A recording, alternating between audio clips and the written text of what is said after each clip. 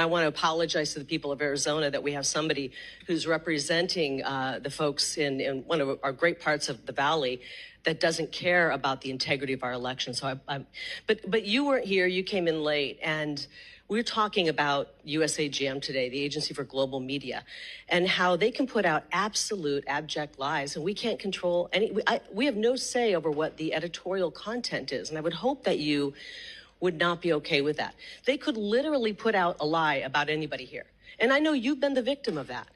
I know you've been the victim. I remember the stories about you where they said you had a gay lover, and those were going on all Mr. Chairman. over. Chairman. Can I hope you honor what you just gave as a caution to everyone, and I moved those words to tell you those kind of lies, and you said those were lies. Those kind of lies could be broadcast today on VOA, and you couldn't pick up the phone, Representative Stanton, and call them and say, hey, you're putting out lies about me. You would not be able to do that because they would sue you for breaking the firewall. So lies are being told on Voice of America. It's inappropriate. You've been subjected to lies that you said were lies about you in the media before.